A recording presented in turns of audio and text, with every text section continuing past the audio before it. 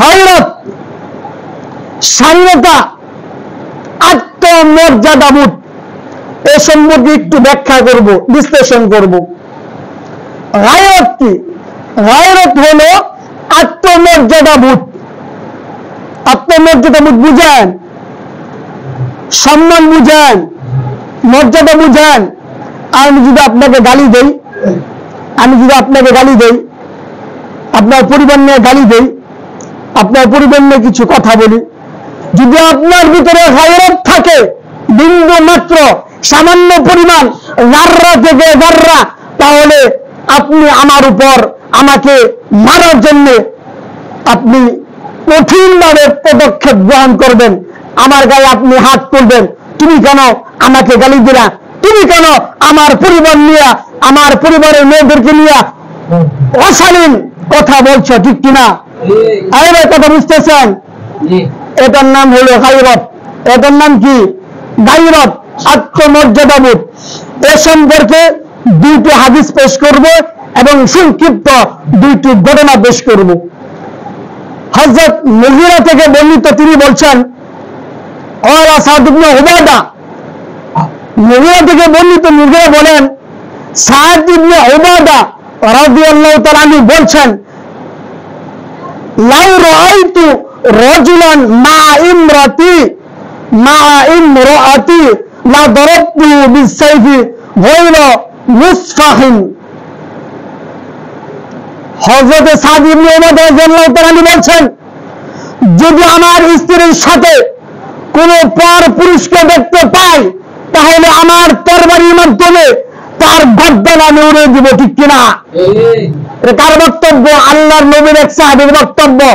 যদি আমার স্ত্রীর সাথে পর করে পুরুষকে আমি দেখতে পাই, তাহলে তার মাথাকে তার গর্দান থেকে আমি আলাদা করে দিব। এর নাম হচ্ছে গায়রত। এর নাম কি? এই সংবাদ যখন আল্লাহ রাসূল সাল্লাল্লাহু আলাইহি ওয়াসাল্লামের কাছে বসলো, থাকলো, একবার রাসূল বলছেন, তাজাবুনা মিন গায়রাতি সাদিন, ওই সাদের গায়রত, আত্মমর্যাদাবোধের কারণে তোমরা আশ্চর্যান্বিত হয়ে গেল। অথচ ওয়াল্লাহি লা আনা আগয়ারু মিনহু, আল্লাহ রাসূল বলছেন, সাদ ইবনে উবাদা থেকে আমার বেশি গায়রত রয়েছে, আমার বেশি আত্মমর্যাদাবোধ রয়েছে। এরপরে আল্লাহ রাসূল বলছেন, ওয়াল্লাহি আগয়ারু মিন্নি, আর আমার গায়রত অপেক্ষা আমার আল্লাহর গায়রত আরো বেশি, ঠিক কিনা? ওয়া মিন আজলি গায়রাতিল্লাহি হারামা আল ফাওয়াহিশা মা যাহারা মিনহা ওয়া মা বাতান। আল্লাহ রাসূল বলছেন, এই কারণেই আল্লাহ তাআলার গায়রতের কারণে সকল প্রকার অশ্লীল কাজ, অশ্লীল কথা, অশ্লীল বিষয়, অশালীন বিষয় সব কিছু, মা যাহারা মিনহা ওয়া মা বাতান, যা প্রকাশ্য যা গোপনে, সবকিছু আল্লাহ তাআলা হারাম করে দিয়েছেন, সবকিছু আল্লাহ তাআলা অবৈধ করে দিয়েছেন, ঠিক কিনা? আমি আপনাদের সম্মুখে কোরআন থেকে, হাদিস থেকে রিসার্চ করে, গবেষণা করে মুসলিম উম্মার জন্য, মুসলিম জাতির জন্য যেগুলো ফায়দা হবে, রাষ্ট্রের জন্য, পরিবারের জন্য, সমাজের জন্য, এই সমস্ত কথা বলি। আর আপনি যদি আমার আড়ালে, আমার অন্তরে সমালোচনা করেন, তাহলে এই বয়ানে কোনো ফায়দা হবে না, এই বয়ানে কোনো লাভ হবে না, ঠিক কিনা? মোহতারাম হাজিরিন, এর বলে আল্লাহ রাসূল বলছেন, হযরত আবু হুরায়রা থেকে বর্ণিত, তিনি বলছেন, আল্লাহ রাসূল বলছেন, ইন্নাল্লাহা ইয়াগহারু, নিশ্চয় আমার আল্লাহ তাআলার গায়রত রয়েছেন, আত্মমর্যাদাবোধ রয়েছেন। ওয়াল মুমিনু ইয়াগহারু, ঠিক তদ্রুপভাবে প্রত্যেক মুমিন, পুরুষ হোক নারী হোক, প্রত্যেকের মধ্যে গায়রত রয়েছে, আত্মমর্যাদাবোধ রয়েছে।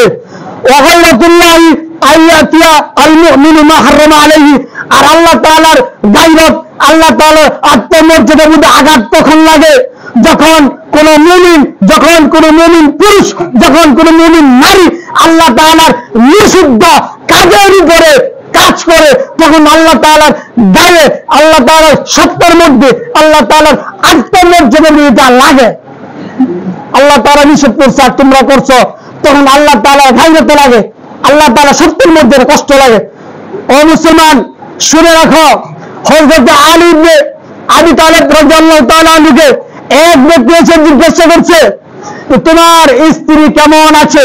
তখন আলী ইবনে আবি তালেব রাদিয়াল্লাহু তাআলা উত্তর দিয়েছিলেন, আজকে যদি তোমার রক্ত আমার জন্য হালাল হতো তাহলে আমি তোমাকে হত্যা করে ফেলতাম। এটার নাম হলো গায়রত। এটার নাম হলো গায়রত। স্ত্রী সম্পর্কে একজন জিজ্ঞাসা করছে, তোমার স্ত্রী কেমন আছে? এটা বুঝতে পারছি। আরেকটি ঘটনা হলো, মক্কার এক মুশরিক তার একটি উট জবাই করতে শুরু করে দিল।